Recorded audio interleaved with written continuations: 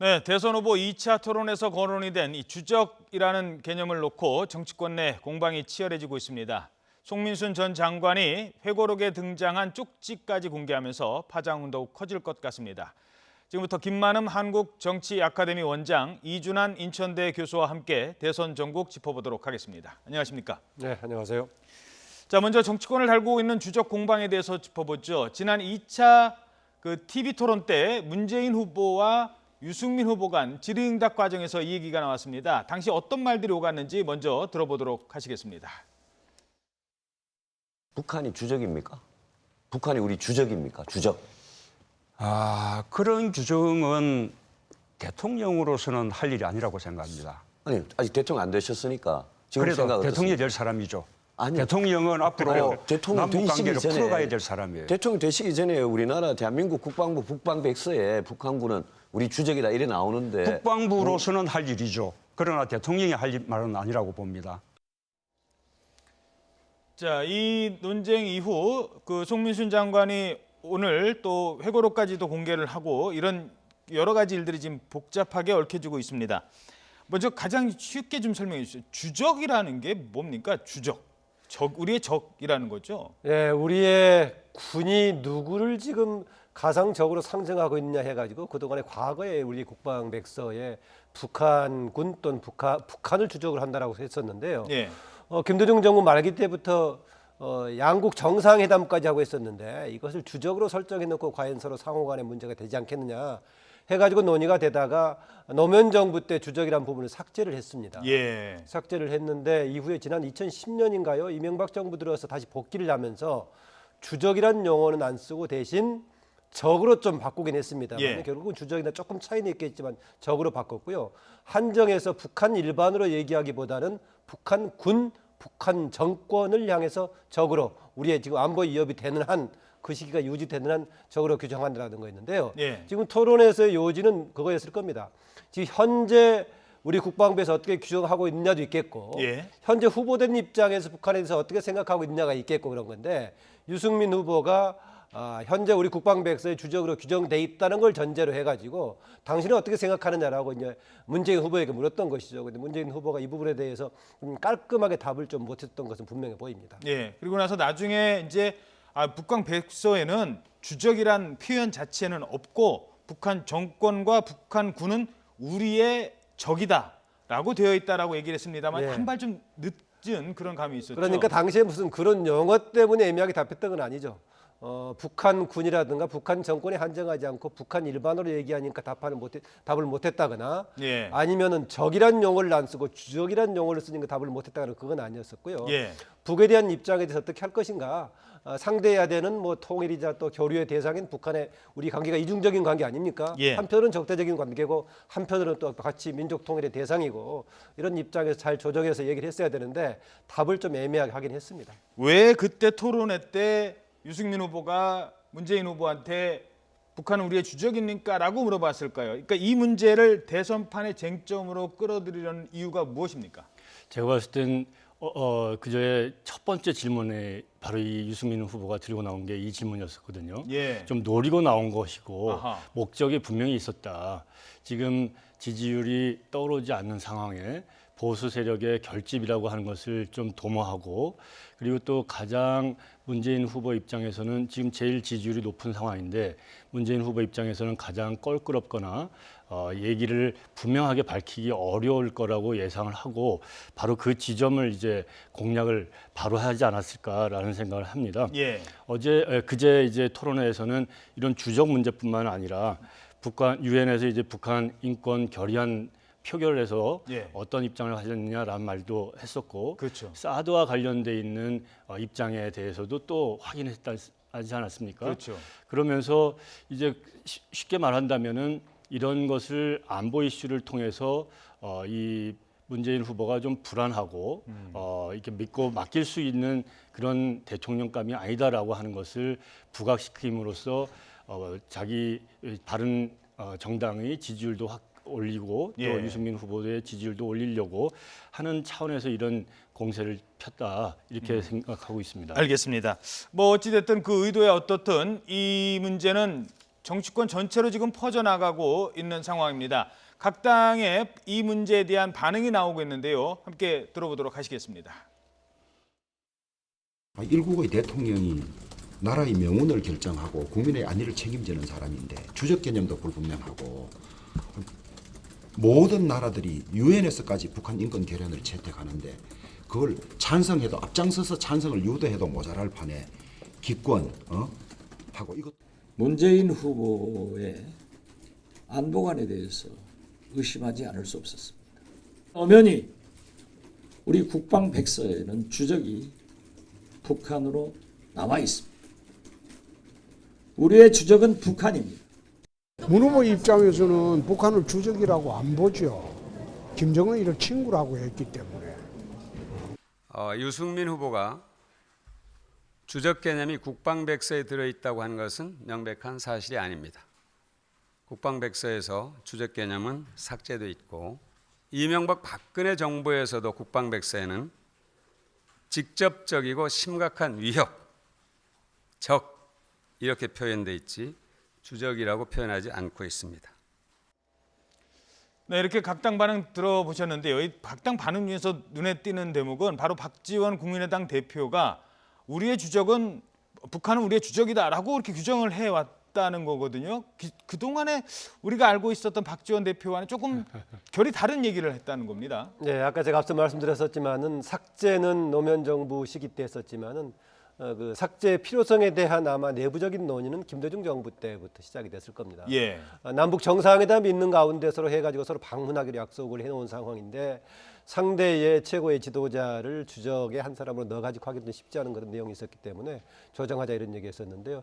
약간의 지금 톤이 좀 바뀐 느낌이 있습니다. 박지원 대표의 얘기가요. 아무래도 선거 기간이니까 상대의 문제를 지적하는 것 같은데요. 제가 만약에 박지원 대표 입장이라면은 주적에 대한 논란보다도 상황에 대한 대통령으로서의 적절한 판단이라든가 확실한 뭔가 태도 이런 것에 대한 지적을 하는 게 좀 맞지 않는가 생각이 듭니다. 주적의 예. 논란 자체보다는요. 예. 답 자체는 아까 제가 앞서 말씀드렸었지만 지적하는 지금 박광원 의원의 지적이 맞기는 맞습니다. 이협이 상존하는 한 북한 전체에 대한 주적 개념보다는 북한 정권과 북한 군에 관해서 적으로 했던 거죠. 그러나 어쨌든 간에 토론 과정에서 문재인 후보의 답변은 그런 내용이 아니기 때문에 애매하게 답했던 것이 아니라 질문 자체에 대해서 애매하게 답을 했고요. 사실상 그 이전에 이미 유승민 의원이 지난 1차 토론에서 제기됐다가 마무리가 안 됐던 아까 얘기 나왔던 유엔 대북 인권 결의안 관련 질문을 치고 나가지고 계속 이어지면서 예. 안보 관련 질문을 문재인 후보를 향해서 좀 강하게 했던 거죠. 예. 이 얘기를 마저 하고 그 결과를 또 결과적인 얘기를 한번 하도록 하겠습니다. 바로 송민순 회고록인데요. 이 얘기와는 좀 결이 좀 다른 얘기도 있습니다만 어찌됐든 북한을 어떻게 바라보느냐에 대한 건데 송민순 전 외교부 장관이 오늘 아침에 문건을 하나 공개를 했습니다. 자, 이 내용은 바로 지난 대선 때 이 인권 결의안 2007년 인권 결의안에 우리 정부가 북한의 의견을 물어봤다라고 주장하는 것에 대해서 문재인 후보가 그렇지 않다. 우리 해외 정보망을 통해서 국정원이 나름대로 북한의 반응을 알아본 것이다라고 답변을 하자 송민순 전 장관이 반박하기 위해서 이런 내용을 지금 공개를 했습니다. 화면에 보시는 것처럼 결국은 요 얘기도 있네요. 묻지 말았어야 하는데 문 실장이 당시 문재인 비서실장을 말하는 겁니다. 물어보라고 해서라는 얘기까지 지금 일일이 공개를 하고 있죠. 이러자 김만복 전 국정원장이 이렇게 얘기합니다. 문재인 후보는 당시에 이 문제에 아무 관심도 없었고 안보 장사에 휘말려서 지금 고생을 하는 것이다라고 반박을 하고 있습니다. 자, 사실 이 회고록이 나오면서부터 계속 문제가 됐었는데 이번 TV 토론을 통해서 또 불거지고 있습니다. 이거 어떻게 될까요? 지난해 이 송민순 전 외교부 장관의 이 회고록이 나온 다음에 이 문제는 다음 대통령 선거까지 끝까지 이 문재인 후보의 발목을 잡을 이슈가 될 것이다라는 말이 많았습니다. 예. 실제로 지금 그런 그 수렁에 지금 더 빠진 상황이고 이것을 처음에 이 회고록에 나왔을 때부터 그 해명이라고 하면 해명 또는 답변이라고 하면 답변을 정확하고 분명한 사실에 근거해서 해왔었다라면 지금 그제 TV 토론회에서도 한결 대응하기가 쉬웠을 것이고 또 이런 그 쪽지를 공개하지 않은 일까지도 있었을 텐데 예. 지금 처음에 대응을 잘 속 시원하게 못했고 또 TV 토론에서도 그러지 못하니까 이런 것이 이루어졌습니다. 제가 봤을 때는 이 논란은 사실상 선거 막바지까지 되돌아보면은 지난 선거에서도 NLL 그 정상회담을 하면서 노무현 대통령이 북한에게 NLL을 양보할 듯한 말을 했었다라고 하는 것, 그 내용과 그 진위의 여부를 가지고 선거가 굉장히 공방이 이루어진 적이 있지 않습니까? 예. 그랬듯이 이번 대통령 선거에 20일도 안 남은 상황에 이 이슈가 뭐 정직한 후보의 정직성 문제, 또 진위 여부 이런 것으로 공방이 좀 계속 이어지지 않을까라는 생각을 하게 됩니다. 자, 그렇습니다. 이런 공방이 뭐 또 그거야라고 하겠습니다만은 결국은 영향을 미칠 수밖에 없다라고 이제 판단을 한 것 같고요. 전문가 입장에서는 자, 이런 공방 이런 것들이 정말 표심에 영향을 미칠까요? 어떻게 보십니까? 같이 여러 가지 겹치면서는 조금 미칠 수도 있다라고 봅니다. 예. 그런데 저는 그 전에요. 이미 지금 불거져 버렸습니다만은 이게 2007년 11월 달 일이기 때문에 만 10년이 안 된 시점이거든요. 예. 그랬을 때 저는 송민순 전 장관의 책이 나왔을 때도 당시 이런 상당히 기밀 사항을 책으로 내는 것이 과연 타당한지 이런 문제를 좀 제기할 수가 있었습니다. 이 답이 나왔을 때 저는 당시 실장을 했던 문재인 당시 전 대표 입장에서도 마무리를 어떤 식으로 해야 되느냐, 둘 중에 하나는 분명히 했어야 된다.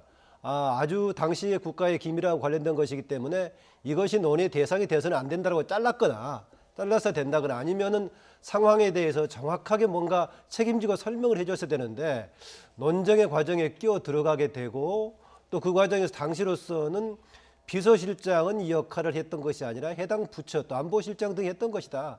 내가 주도했던 게 아니다. 이렇게 나왔다가 이번에 1차 토론에서 논란이 됐지 않습니까? 그래서 유승민 후보가 2차 토론회에서 둘 중에 한 사람은 거짓말인데 송민순 전 장관이 썼던 책의 내용이라든가 아니면은 문재인 후보가 주장한 둘 중에 하나는 거짓말이다 2차 공격을 했던 것이죠. 그랬다가 지금 이렇게 본인의 메모 자필까지 나와 있는데요. 예. 전 이런 게 과연 공방이 애초에 안 됐어야 되는데 문제는 여기에 대해서 당시 책임 있는 자리에 있었던 문재인 실장이 조금 대처하는 방식에 저는 좀 문제를 좀 제기하고 싶습니다. 예, 알겠습니다. 뭐 어찌됐든 이 문제는 쉽게 가라앉을 것 같지는 않습니다. 적어도 다음 TV 토론 때 또 이 문제를 누군가는 거론을 할 것 같네요. 자, 두 번째 얘기 나눠보도록 하죠. 안철수 후보의 움직임도 살펴보도록 하죠. 어제 방송기자클럽 초청 토론회가 열렸는데 안 후보가 대통령이 된다면 통합 내각을 구성하겠다고 했는데 여기에 자유한국당도 포함되느냐라는 질문을 했습니다. 뭐라고 답했을까요? 직접 들어보시죠. 협치하겠다, 또 대탕평 시대를 열겠다 이런 표현을 많이 쓰시는데 안 후보께서 생각하시는 협치의 모델이 어떤 겁니까? 그 더불어민주당이라든가 아니면 자유한국당까지도 이렇게 손을 잡을 수 있다는 그런 뜻인지 설명 부탁드립니다. 저는 지금 현재 다른 캠프에 있는 사람이라고 할지라도 지금 서로 경쟁하고 있는 사람이라고 할지라도 능력이 있는 사람 같으면 그 사람 등용해서 쓰겠습니다. 다음 정권은 꼭 그래야 대한민국의 중요한 문제들 해결할 수 있습니다. 그러면은 차기 내각에 더불어민주당이나 아니면 자유한국당 소속 의원들도 등용할 수 있다. 그렇게 받아들여도 되겠습니까? 물론입니다. 다들 대한민국 인재 아닙니까? 이 문제를 해결하는데 가장 최적의 인재가 다른 당에 있다면 그 사람 쓰겠습니다. 자, 이게 바로 안철수의 딜레마가 아닌가 싶습니다. 중도 세력이다 보니 보수와 손잡자고 하면 진보에서 반발할 것 같고 또 진보 쪽으로 가자니 보수가 지금 또 그렇게 반발하고 있고 또 39석밖에 안 되는 정당이다 보니 누군가 손 안 잡고는 국정 운영하기 힘들고 이거 어떻게 보십니까? 그렇죠. 그런 딜레마가 있는 거죠. 근데 저는 그래도 말이라도 저렇게 포용적이고 대탕평의 인사를 하겠다라고 하는 것을 밝힌 것만 해도 용기는 있는데 네. 저것이 앵커께서 지적했다시피 지금 이 표를 중도뿐만 아니라 보수 쪽으로 확장해 나가는 노력의 일환으로 지금 해석이 된다면 원래 안철수 후보를 지지했었던 지지층에서 예. 자유한국당 인사까지도 장관을 주겠소? 그렇게 하겠소? 대답을 했으면은 이거는 아닌가 보다라는 생각을 갖게 될 것이며 예. 또 지금 이제 안철수 후보 입장에서는 북한도 주적이다라고 했다가 오늘 조금 톤이 좀 낮아졌어요. 예. 적일 뿐만 아니라 협력의 대상이다, 통일의 통일의 대상이다. 대상이다 이런 얘기를 예. 하는 거 보면 뭔가 이제 좀 그런 기류 반발감들을 느껴서 그런 것인지 모르지만 아무튼 그런 노력들을 해나가면서 또 보수 쪽의 지지를 획득하려고 하지만 또 정작 자유한국당이나 바른정당의 기류는 그렇지 않고 계속 얼치기 좌파다. 그리고 이 보수의 자존심이라고 있는 것이 있다. 그리고 이런 것들을 이 홍준표 후보나 유승민 후보가 계속 설파를 하면서 또 안철수 후보의 지지율도 좀 영향을 받고 있는 것 같습니다. 그런 상황이다 보니까 예. 더더군다나 더 그런 이런 노력들을 가속화하지 않는가 싶기도 합니다. 예. 자, 이거 뭐 당론과는 때로는 사드 같은 경우는 당론과도 배치되는 의견을 말해야 되는 안철수 후보의 딜레마. 이거 어떻게 보십니까? 뭐 이 부분은 이미 당에서도 그 정도까지 가야 되지 않냐라고 얘기 나갔던 것 같습니다. 사실은 뭐 공식적으로 이렇게 주목은 받지는 못했지만은요. 문재인 후보도 이후에 집권했을 때는 여러 영역을 따지지 않고 등용하겠다는 겁니다. 지금 이게 명확치는 않는데 자유한국당과 연정하겠다는 것이 아니라 그 속에 있는 사람 중에서도 같이 중요한 인재는 등용하겠다 이런 입장이고요. 반대 비슷하게 얘기했던 케이스가 지난번 토론회에서 적폐 세력으로 보자면 현재 국민의당에도 있고 민주당에도 있다. 자유한국당은 많다. 이런 얘기이기 때문에 어느 당 소속의 문제가 아니라 뭐 필요한 인재라면 쓰겠다라는 것은 뭐 일반적으로 많다고 보고요. 다만 안철수 후보가 전에 그런 얘기를 했었죠. 이번 정권 경쟁하고 관련해 가지고 적어도 박근혜 전 대통령의 탄핵에 책임져 있는 정당 소속의 후보가 지지해서 대통령 만들어달라 이렇게 해서는 안 된다. 예. 이후에는 같이 갈 수 있다 이런 정도 얘기를 한 것 같습니다. 알겠습니다. 자, 이제 좀 다른 얘기 하나 해보도록 하죠. 어제부터 이 대선 후보들의 선거 벽보가 거리에 내걸렸습니다. 혹시 보셨습니까? 이렇게 봐야 돼요. 1분씩 걸리면 15분 걸립니다. 1번부터 15분까지. 자, 뭐 고개를 갸우뚱하게 하는 인물도 있다고 하는데요. 10m에 이르는 벽보 속에 등장한 후보들의 면면. 장민정 앵커가 정리했습니다.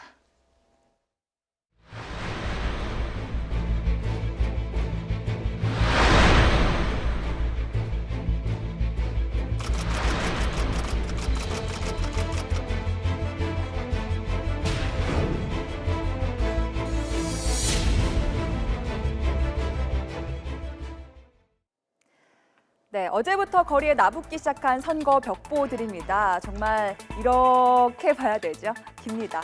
역대 가장 많은 15명의 후보가 출마해서 이렇게 역대 가장 긴 길이가 돼버렸습니다. 덩달아 투표용지도 길어질 수밖에 없겠죠. 이 사람들의 관심은 5명의 후보에 집중돼 있지만 다음 그래픽 보여주시죠.